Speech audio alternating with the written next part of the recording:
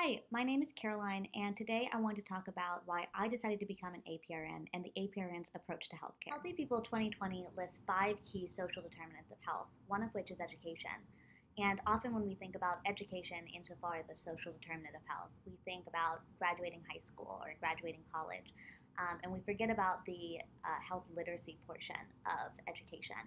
And that's always been my favorite part of nursing was patient education and making sure that my patients understood what was happening in their body, understood the medications they were on and the treatments they were getting. Because I feel like when patients understand, they can become part of the healthcare team and they can become as big a part of their healthcare as any of the doctors or nurses there. So when I was about to graduate nursing school and I was looking at where I wanted to work, what population I wanted to work with, I was thinking about, well, how can I expand on this passion? Where can I work that would allow me to patient educate all day long? And I realized that primary care really offered you the best opportunity to affect somebody's healthcare over the course of their life and not just their stop in the hospital. So when looking at it from that perspective, I realized that becoming an APRN was just exactly the job I wanted to do and work in primary care.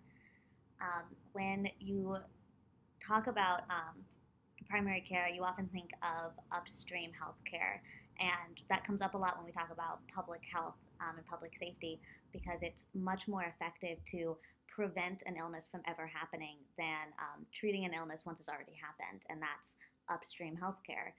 So I realized how much more upstream could you get than pediatric primary care? How much more upstream can you get than the first doctor's visit after just being born? It's, I think, the approach that the APRN has to healthcare that makes me love the position so much. You know, nurses are considered one of the most trusted professions, and all the way back to Florence Nightingale, the education of nurses has been rooted in compassion and these qualities of patient trust and that nurse patient relationship. I'll leave you with a personal story of mine. I have had high cholesterol since I was 7. It's just genetic, it's not the way I eat, it's just the way my body wants to be. Once I turned 21, my pediatrician decided to do something about it because I have a very strong history in my family of heart problems. So he put me on a statin, and I don't know if you guys know this, but statins have this very common, very annoying side effect of muscle soreness. And for me, it started out fine, and then it wasn't okay, and I was really sore all the time. And I told him that. And he said, well, your numbers are where they're supposed to be and where we like them, so unless you can't get out of bed in the morning, just keep taking the medication. So I did, and then I graduated from my pediatrician and went to like my adult doctor, and I told her the same thing. I'm really sore all the time, and she said, "Well, your numbers are great. Just let me know if you can't get out of bed in the morning, and try to just deal with it." And eventually, I just stopped taking the medication because I'm in my 20s and I just felt like my quality of life was really decreased by it. I wanted to be able to go on bike rides with my friends or go to a yoga class without regretting it for the next 3 days. But then my parents found out I went off the medication and they were obviously upset. And my father sent me to his cardiologist, which he actually had no idea was a nurse practitioner. And when I showed up, I said, "Hey, I'm in NP school. This is so cool and exciting." We got talking, and I kind of told her a little bit forcefully, like, I'm not going back on that medication. I'm not doing it.